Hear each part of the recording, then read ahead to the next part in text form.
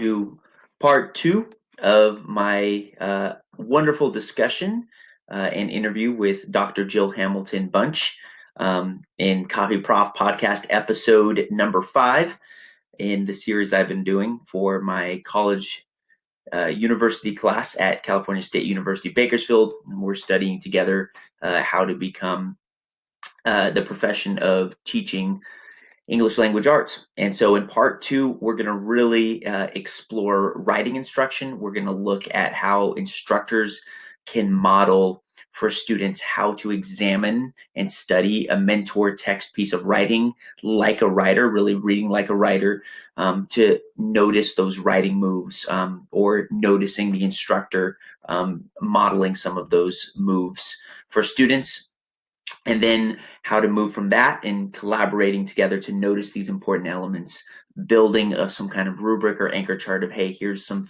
essential elements you need in a particular piece of writing that you're working on. Then moving into shared writing, which is when the instructor works with the class and collaborates with the class in a very engaging way, and basically figuratively shares the pen with them and talking with them about writing a piece together. And so together with the class, they quickly draft out a piece of writing or important parts of that piece of writing, and then immediately and quickly move into independent and collaborative writing, either the instructor working and discussing and conferring with students as they work on a piece of writing, or providing small group instruction to help particular students, or developing collaborative writing experiences such as peer response or peer feedback in a way that's productive. So we're going to wrap up part 2 of our podcast with a discussion about how important having certain strategies to foster resilience in teaching, because it can be challenging at times, especially those for new teachers, how to be resilient, the best things to do to foster resilience, and then also how to foster a habit of reflective teaching that leads to incrementally better and better and better teaching as you practice the craft. So I'm excited to get into that in part 2. We've kind of moved now, which is totally fine, into our writing discussion. I'm watching the pace. And so we're talking about kind of that process of working with a mentor text. So looking at a mentor text as anchoring, hey, this is the best version of this. Let's build our pieces to imitate that, and mirror that in many ways. But then also a big part of writing instruction, we're going to talk about a couple of the different parts. Kind of think aloud modeling, where you're the writer and you're modeling the writing and the writing process for them, and the writing moves, like you're the author modeling the writing moves as a teacher, which I found really helpful. We talked about a bit with the mentor text of thinking like a writer and noticing certain writing elements in a mentor text. How would you could we kind of move into talking about that step and then talk about shared writing and collaborative writing? Okay, so in writing instruction, the key is, again, to figure out how the writer got there. So I always think of it as you're taking the clock apart so that you put the clock back together. And that's called deconstruction. That's how we teach grammar better than we do. And what I can tell you what I did that didn't work. When I would say to the kids, okay, we're going to write this together, and I'm going to do a think aloud, and you're just going to listen to how I think, and I'm going to talk while I'm writing.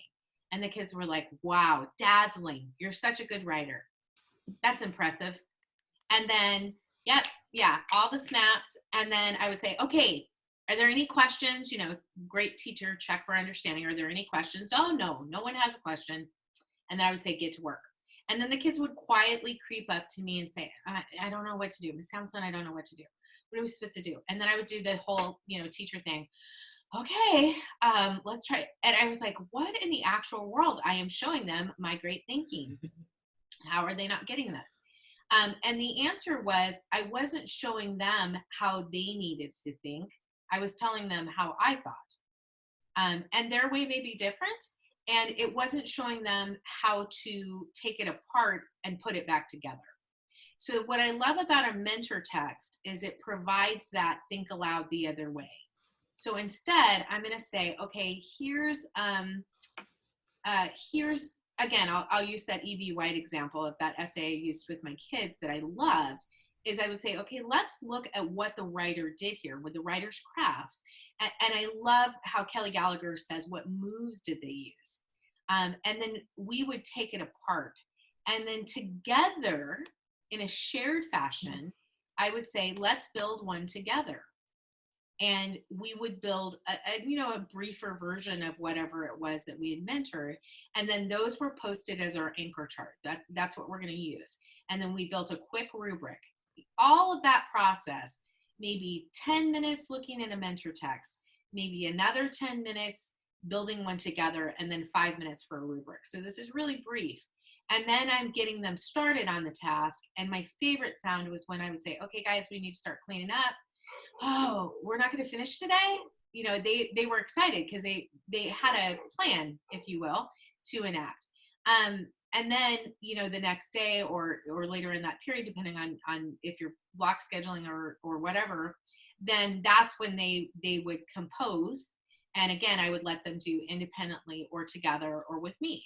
And sometimes then I would just say, okay, everybody's at the space where we can at least compose independently, and I would give them some time for independent composing.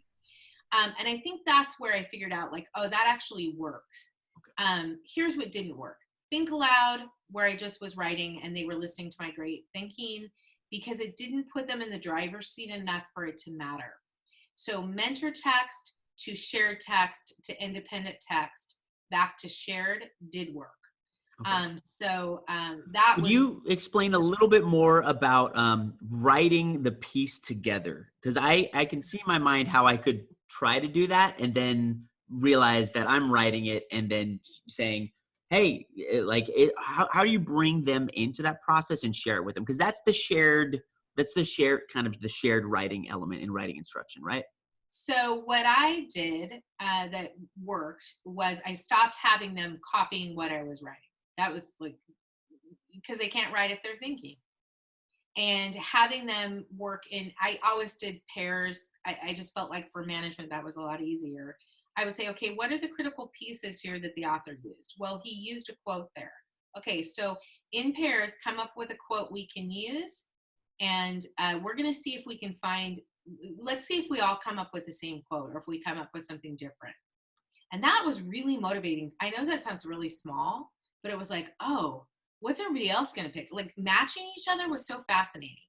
And it was kind of fun that often they would all come up with, oh, we should use this quote right here, or this is the kind of sentence he's writing. But sometimes a student would say, well, I use this, or, my partner and I chose this instead. And then again, I was calling on them randomly, so everyone was accountable. And if they weren't ready, I would say, okay, if you're not quite ready, I'll give you another minute. I'll come back to you. And that was really powerful. Like I probably said, I'll come back to you the first 5 weeks of school every single day. Because what I was teaching them is this is an accountable space. It's a safe space, but I will come back to you. There's no like, oh, I'm not ready, or I don't know. If you need more support, that's fine. I'll give you more support.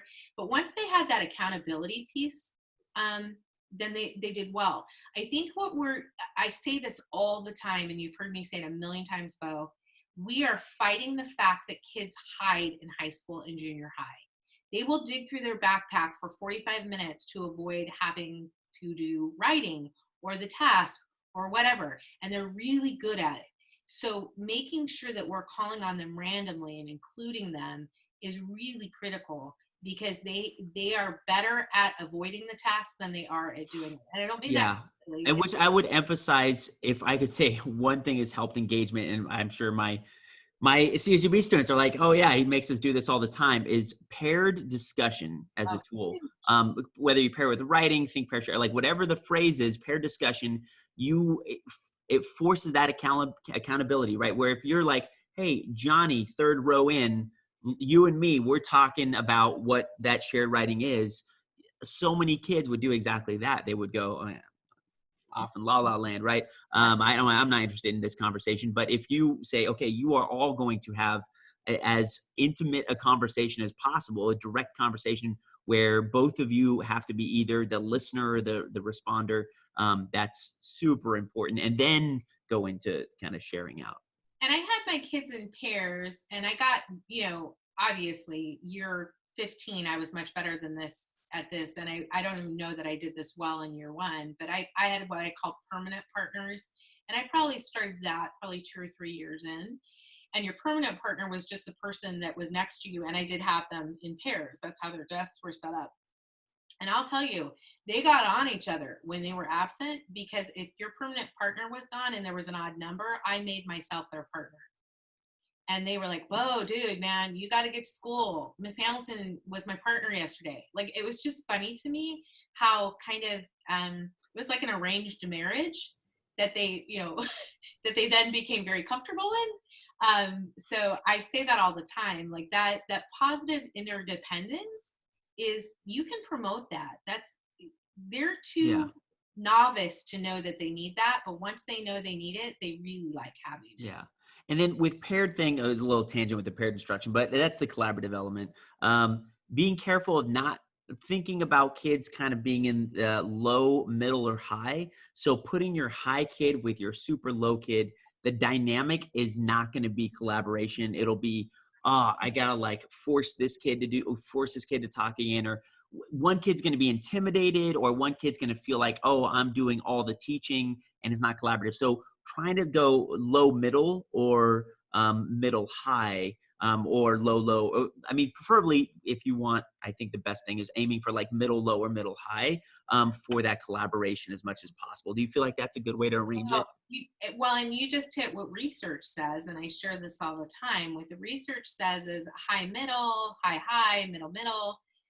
All of those work. There are only 2 combinations you don't want. And I hate the word low, but I'm going to use it just because it's easier. Developing, Developing, exactly. Yeah.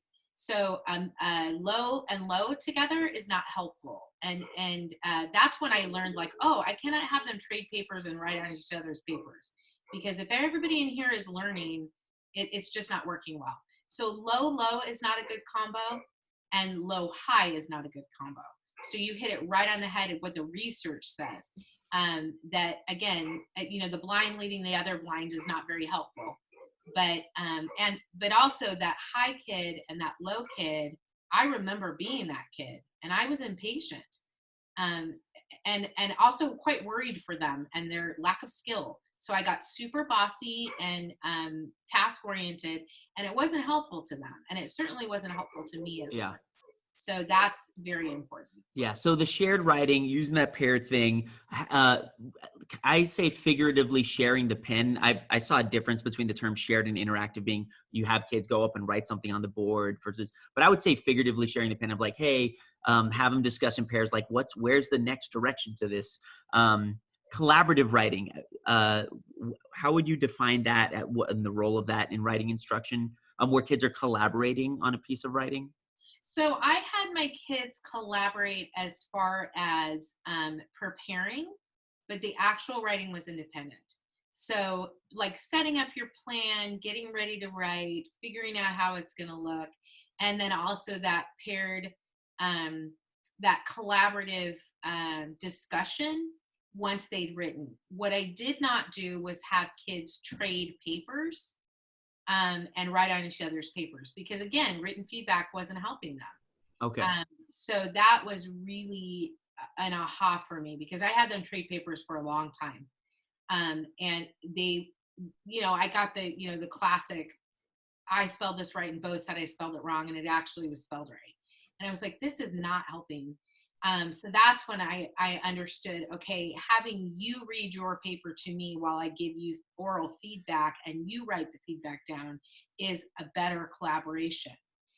So yes, there were times where I had kids get ready to write during the shared writing process where we're writing together and I'm writing up front. I would have them collaborate there. What I didn't do was say, okay, the 2 of you are going to give me one product that you worked on together. They just were too adolescent, and I mean that as a description, to be able to do that without one person just kind of bossing the other one around or it being very effective. Yeah. And that kind of leads into the next thing, collaboration in a peer feedback or response. I've found in teaching writers, it's so difficult to give feedback in the sense that it's difficult to give feedback as a writer because they're learning writing themselves. Peer response being they're kind of giving response as an audience. Is that kind of how you would maybe set it up? And then how would you have that kind of that day of like, hey, we've written our drafts, we're working on revision editing, and have them do a collaborative thing with it? How would you set that up? Yeah, so I loved your question too about how do you teach grammar well and how do you teach grammar poorly. I taught it poorly for a long time, and I did that. Like if poor grammar teaching were the goal, I hit the mark. And what I figured out was I really needed to be looking for patterns of what they didn't know how to do in their writing and teaching that. So like all of them struggled with paragraphing. So not all, most. So I just taught them if it's a new speaker, if it's a new idea, if it's a new setting, if it's a new time, that's when you do a new paragraph. And they're like, wait, where's 5 sentences? Okay, that's not actually a thing. So teaching them, like, here's how to use this. And then I would have them immediately use it. Like, okay, so today I want you to pull out a piece of writing and see if you did that in your writing with your partner. Together, collaborate on that. And then let's come back and talk about, questions that you have, or more than questions you have. Go back and redo this in blue so that I can see that you did it. And that's your task today. And you're going to turn that in that way. Take a picture of it and put it in Google Classroom.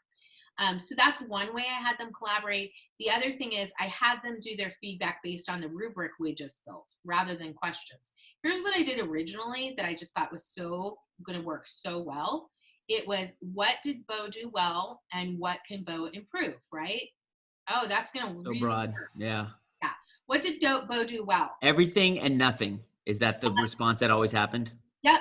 Everything and nothing. And if I'm a girl, I put an exclamation point. This is gendered often with a little heart, like, or maybe like a compliment. My kids would you're awesome, Bo. And I was like, okay, this is not working. That's not feedback. And adults have a hard time giving feedback to each other. So why did I think that 16-year-olds could do that and take that risk? So instead, it's you're writing down the feedback I orally gave you, and we're both looking at the rubric. And sometimes that was really pointed. Like, guys, I just want you to look at paragraphing today, just paragraphing.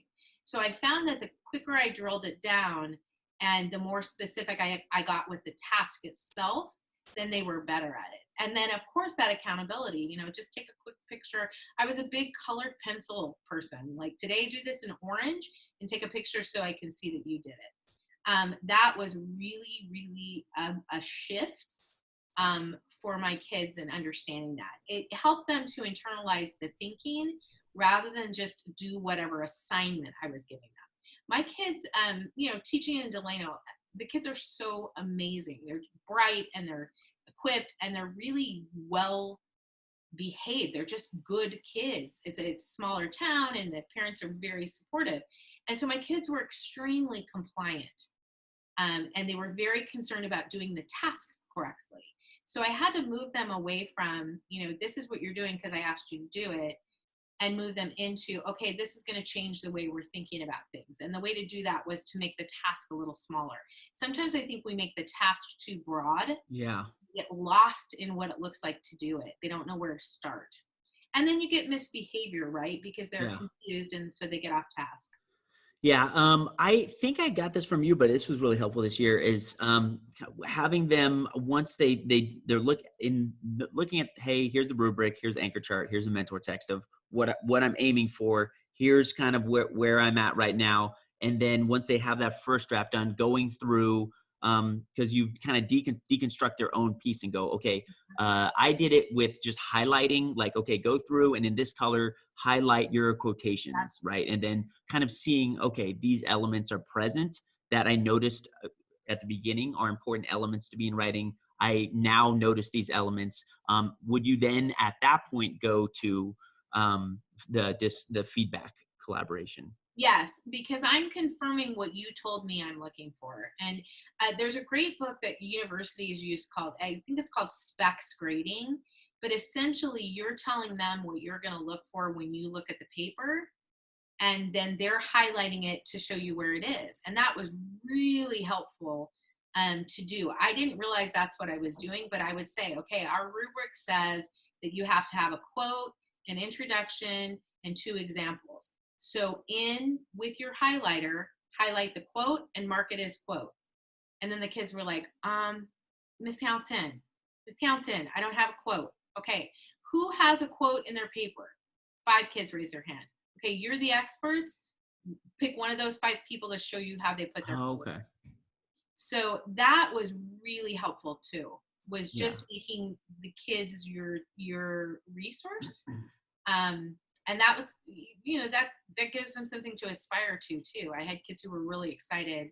And I also had kids who, like, for example, I had a kid who could really explain well to them how to write a conclusion. And so I would say, okay, Bo's our conclusion expert in 2nd period. If you're having trouble with your conclusion, Bo's your expert. And that was helpful too. And that takes a little bit. Could I have done that my 2nd year? Nope. I was just glad nobody got hurt. Year 1, year 2, if they like to read and they like to write and no one got hurt, I was like, I am a winner. Yeah. So just as you hear all these ideas, that was overwhelming to me. We're going to end with talking about resilience. Exactly. Yes. And reflective teaching being a process that's very long and complex and constantly ongoing. So the one thing I was going to add on is you mentioned a couple times how important the collaboration is in it being verbal, feedback and response being verbal.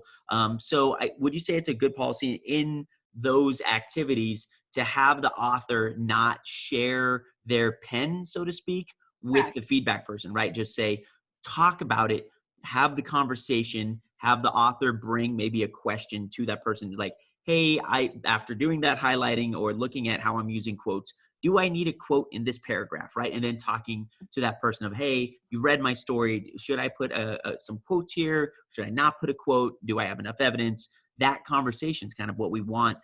So not having the author share the pen, but having them kind of share their questions instead. Exactly, because that's how we really would give feedback. If I wanted feedback on my paper from you, I would have you read it and we would read it together and you would give me oral feedback and I would write it down in a way that makes sense to me.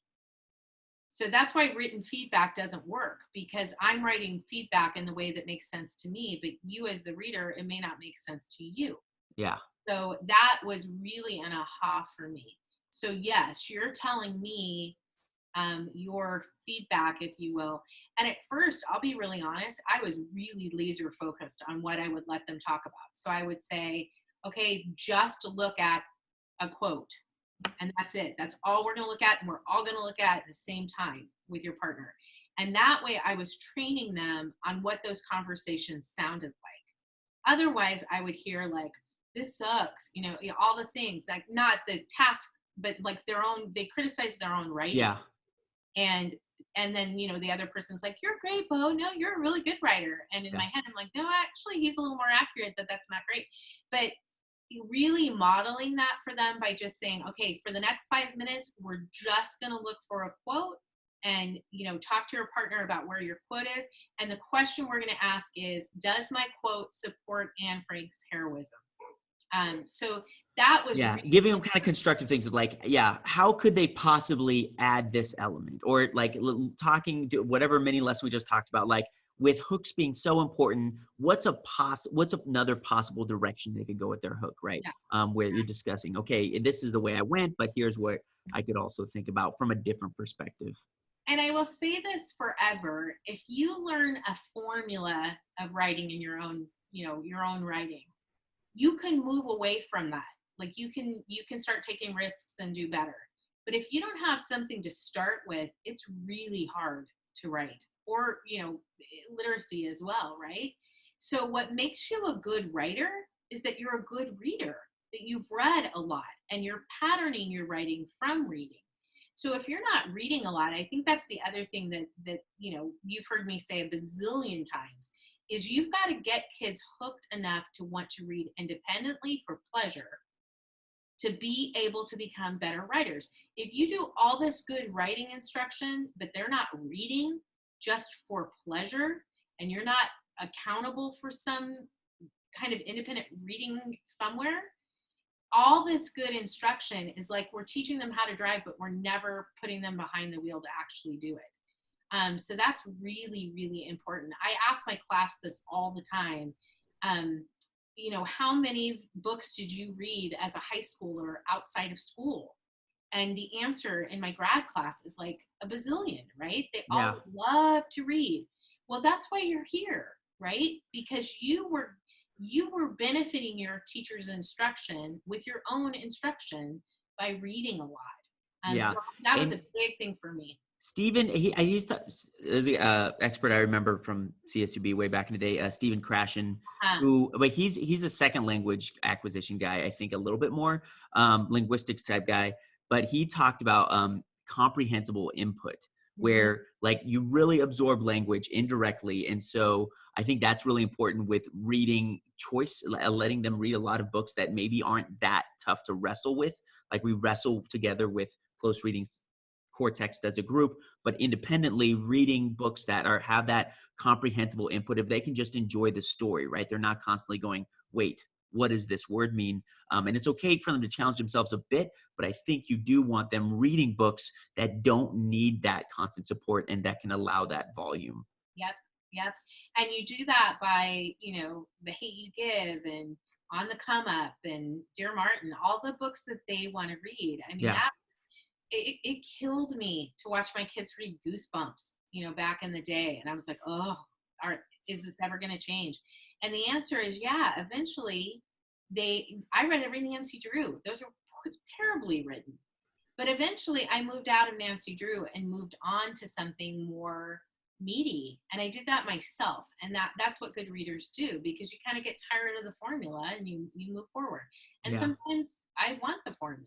And again, I think there's a lot out there right now about like Penny Kittle and Kelly Gallagher's book love, you know, and the 180 days of instruction.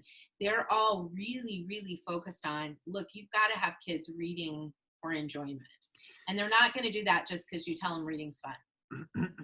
Yep, yep. And yeah, there's certainly a lot that I've talked to my students about that before. But yeah, so being a cheerleader to them, being kind of a librarian in the sense that getting the right book into the right kids' hands, and then giving them a lot of choice and interest in that as well.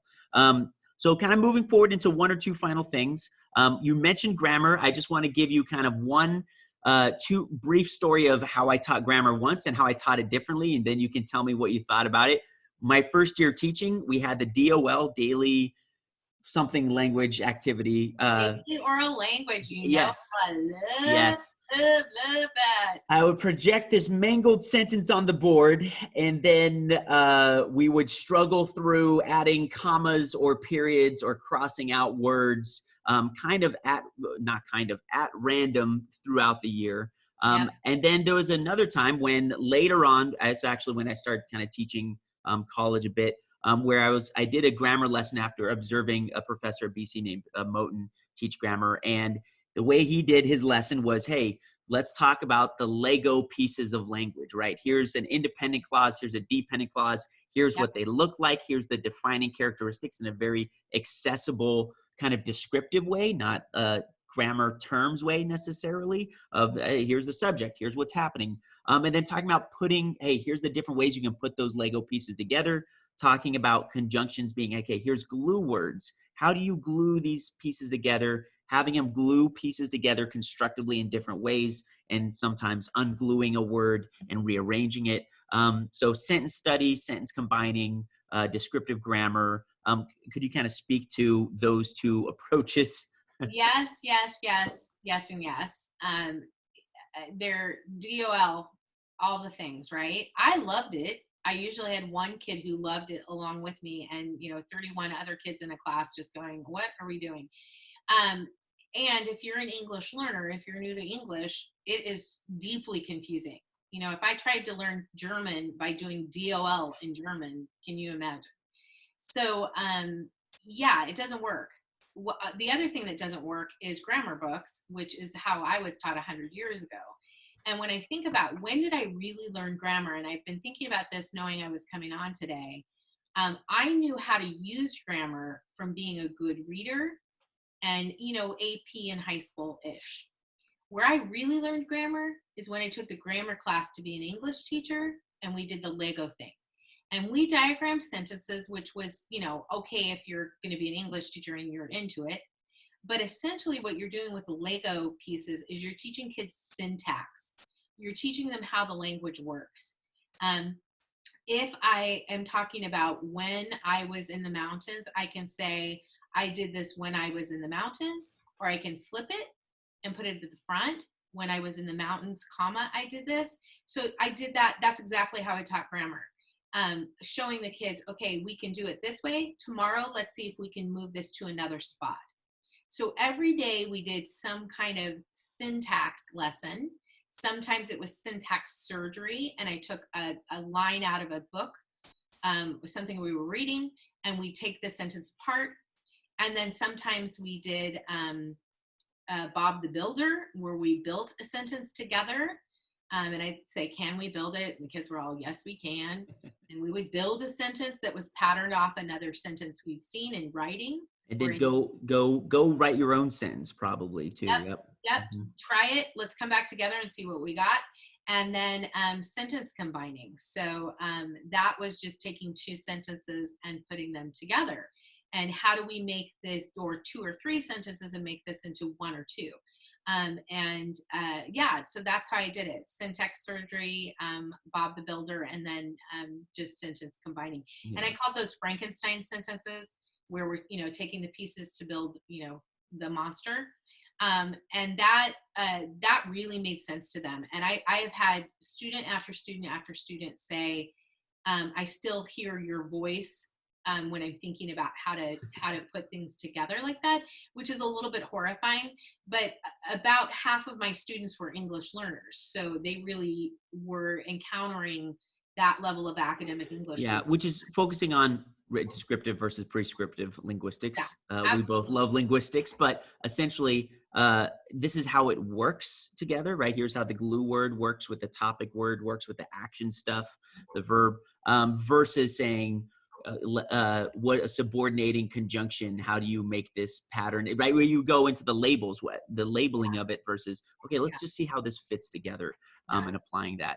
Wow, this has been what it's called, right? I say that all the time. Who cares what it's called? My husband is a gifted writer. He's a journalist. He writes very well, 10 times better than I write. And he can't tell you whether it's a subordinating conjunction or a coordinating conjunction. I can, because I took a grammar, I'm an English teacher, but he writes better than I do. So what's the point there of knowing the academic term for it, other than just to know how it works as a teacher? So yay, you're singing my song. Yeah. I totally forgot I had this theme for this podcast and I forgot to introduce it. So maybe I'll film a clip later at home and put it in. So I'll say it here and I'll probably add it later. But I remember this quote that you had when I first did your cohort. You talked about, as an English language arts instructor, right? You're focusing on developing those essential reading and writing skills. Is you're making the invisible visible, right? Yes. And so I was like, that's a reverse magician, right? You're teaching us how to be a reverse magician, right? We don't make it disappear, we make it appear.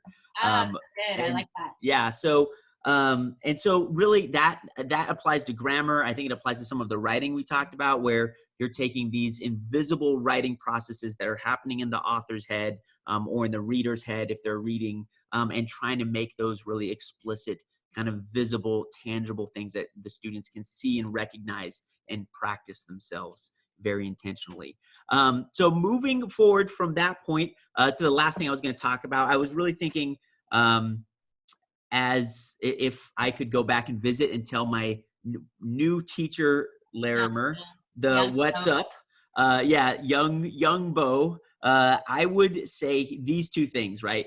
The resilience and reflection, I think, are the two most important habits to cultivate, where resilience being making sure that you realize it's going to be okay. Enjoy the journey. Part of the process is making mistakes. That just happens, just like anything else. And enjoying the process, enjoying learning and the struggle, productive struggle of that. And then making sure that you keep priorities to even. And then also reflection, where as you are resilient through some of those mistakes, going, even though, brush them off, be resilient, don't let them weigh you down, don't let all the little stuff freak you out. At the same time, going at very intentionally going, whether it's in a journal periodically, in PD, in talking to the person beside you, hey, here's what I did, here's where it worked and didn't work, here's how I'm going to do it next year. And just seeking out new knowledge with PD and research, seeking out best practices, and really thinking, okay, how can I improve my instruction and really help students become empowered learners and readers and writers. I'll share one little story, and then my question will be like, what's your new teacher story? All right. And then you can share a thing. So many.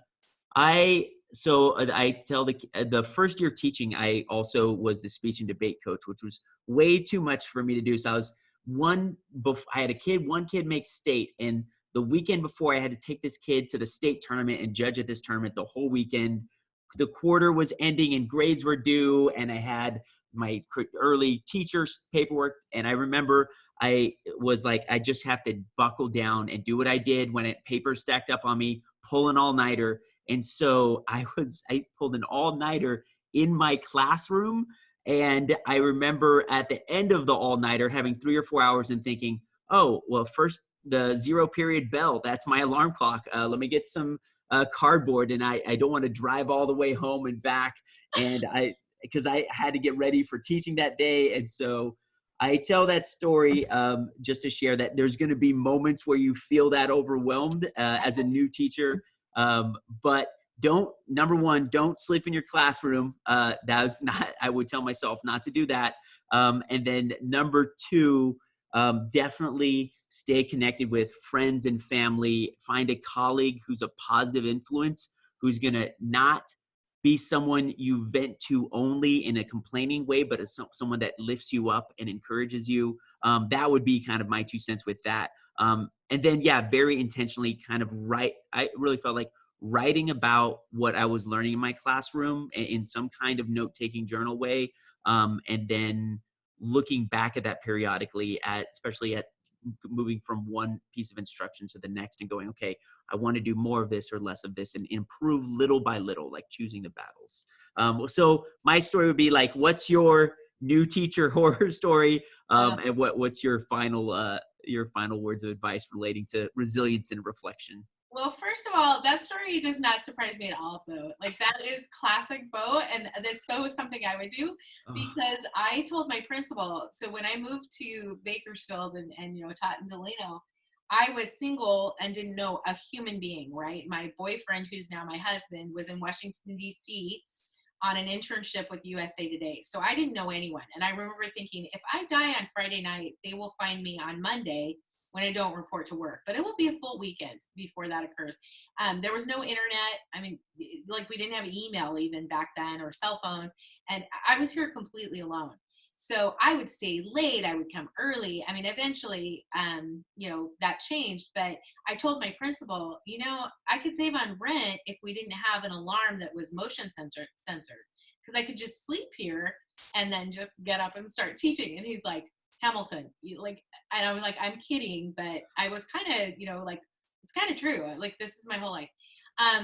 So I loved what you said about finding good, capable peers, critical friends, if you will, that are critical because you need them, and critical because they're going to be honest with you.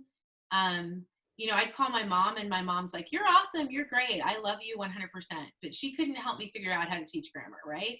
So it's important to have your mom, or your version of your mom. My mom's gone now, but I still have a version of my mom, right?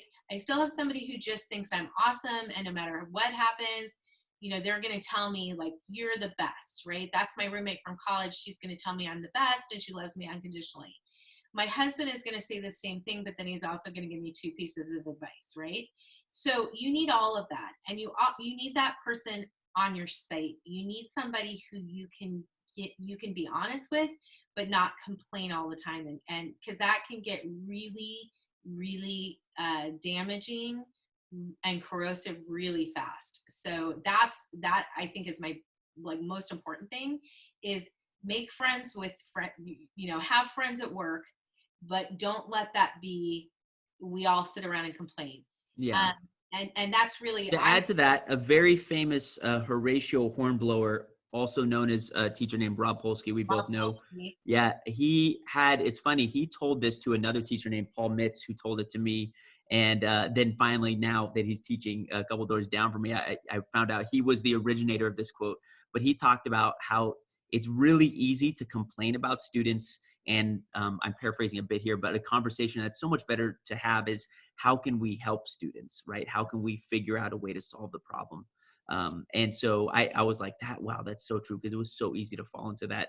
I'm going to complain about it. And instead of really seeking to understand the challenges students are facing and where it's coming from, and how to best help them, which is just such more intriguing conversation to have. I've found 100%, and uplifting. Well, my rule with kids was that we don't talk about anybody who's not in the room, because we want them to be able to give their perspective. So when they start talking about another teacher, I would say, ooh, if they're not in the room, we're not going to talk about them, because it's unfair. And so that kept them from talking about other kids. And then my rule with adults was, I'm not going to talk about anyone who isn't in the room unless it's about problem solving. So if I'm talking about Bo Larimer in third period, it is to solve and to support Bo Larimer in third period. I'm not going to just talk about, oh my goodness, Bo Larimer, his mom and all the things. And I think that was a really healthy perspective. My dad's a minister, or was a minister when he was living. And that was really helpful to me, because I'd learned that from being a pastor's kid, how corrosive kind of side conversation can be. And it's just not helpful.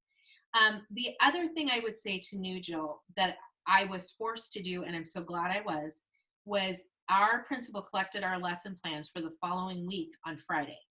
And if you didn't have them done, he sat with you and helped you with them. So you for sure had your lesson plans done on Friday for the following week, and you had to turn them in, and he looked at them over the weekend. That was really a helpful habit. It got me into the habit of Thursday night, I was planning for the next week. So I always had a plan for the week coming. We also had to have emergency sub plans in the office, and that was really good teaching is definitely tip of the iceberg. Yeah, an element where the good teaching is coming from, well, ultimately good teaching is coming from years of practice as well, but it's also coming, even great practitioners extensively plan and consider all of the different things that go into it and what they want to try out that's maybe new or different, how they want to improve. It's constant tinkering for sure. Oh, 100%. And if you show me a poorly managed, if you show me kids who are misbehaving, every teacher I ever coached as an instructional coach for teachers who had trouble with classroom management didn't have a good plan. 100%. So planning is the beginning of good management. If you've got a good plan, you're going to have a productive management day. So that's big. The other thing that a seasoned family friend told me, who was a teacher when I was starting my first year, is before you leave every single day, write in your lesson plan what worked and what didn't. And so before I left, this is year 30 for me, I still will sit after this podcast and talk about what worked, what didn't work, what I would add, what I would tinker, what I would do. And I do that every time I do professional development. I do that every time I teach a class. And this is year 30 for me. It's a habit I've never forgotten. And it helped me get better so much faster. Yeah. And I always share this story. I was coaching a teacher, and his reflection, he taught science, and his reflection for one of the days was, don't hand out scalpels to the kids.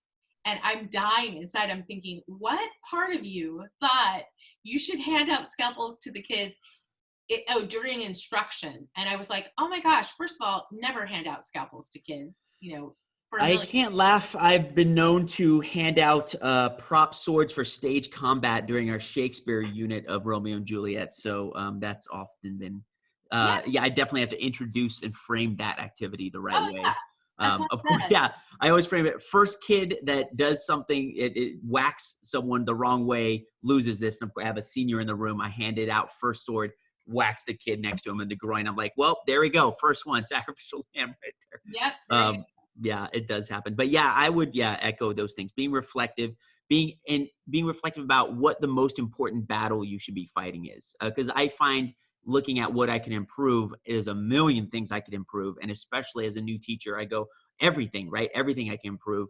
There's an interesting mental model called the Pareto principle, or the 80-20 principle, that it talks about uh, 80% of success comes from 20% of certain foundational elements. Yeah. And that comes out of economics, but it applies to really any field, right?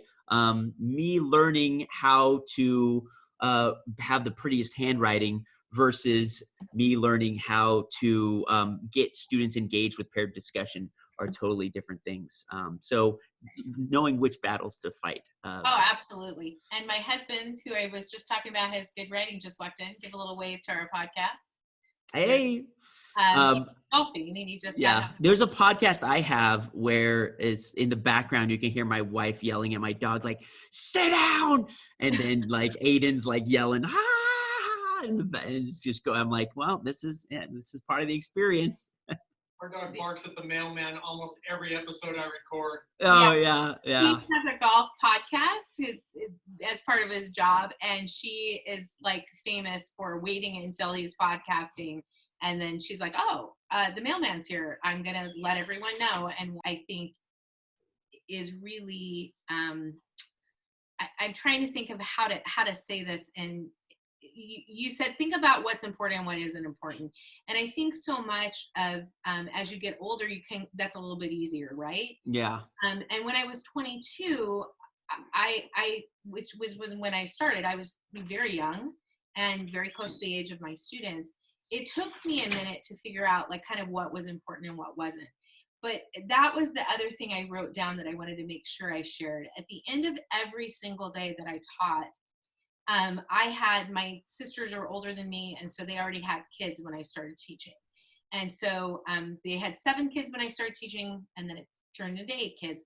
And every day at the end of the day, I would say their names out loud and ask if I'd been the kind of teacher I wanted them to have, because I loved them.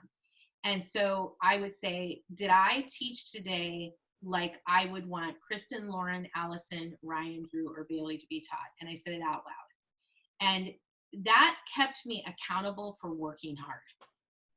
So yeah, some days were a home run, and some days were a single, and some days weren't that great.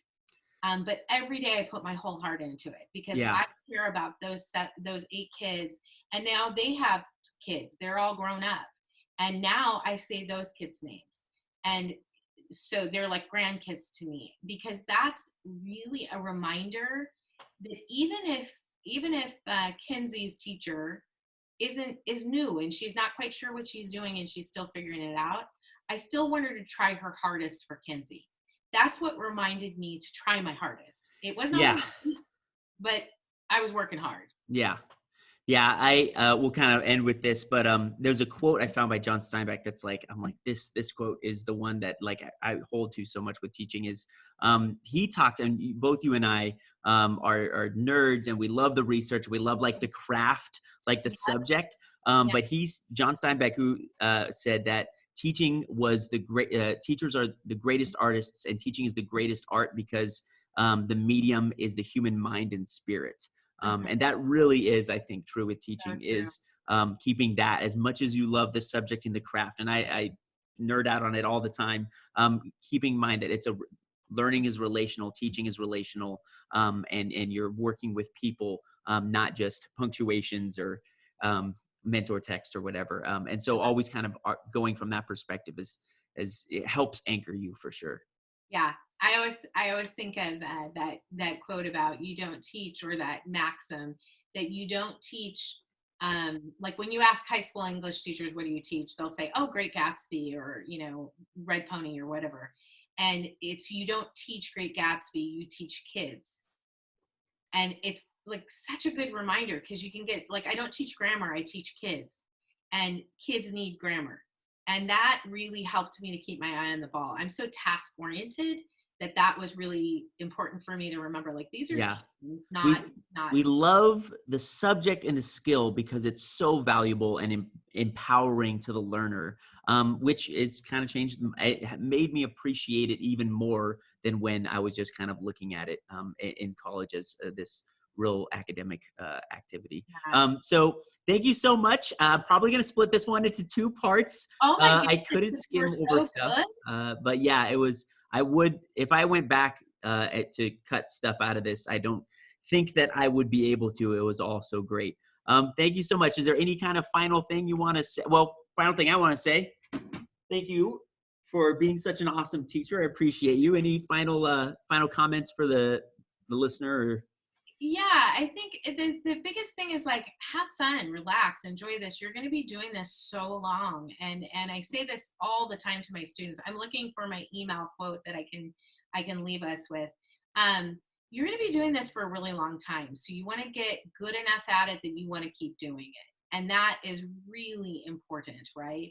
Because if you don't keep improving, you're going to get stale. It's really a real thing. So I always leave my students with this quote. It's on the bottom of my email. And this is from Horace Mann, of course, father of public schools, right? Education, then, beyond all other devices of human origin, is the greatest equalizer of the conditions of men. It is the very balance wheel of the social machinery. So public education is life-changing. I mean, it really is changing the world. It is what the great equalizer, and it's so seminal to, upward mobility and social justice and all those things that I care about. It's hard to remember that when second period is rowdy. So I always had to go back to, like, keep your eye on the ball. This is about social justice. This is about doing what's right. But it's also about making sure that second period gets enough grammar to be able to do those things.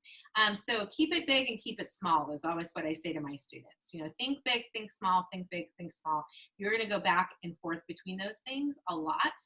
And then the other one is, don't stop having Jill conversations.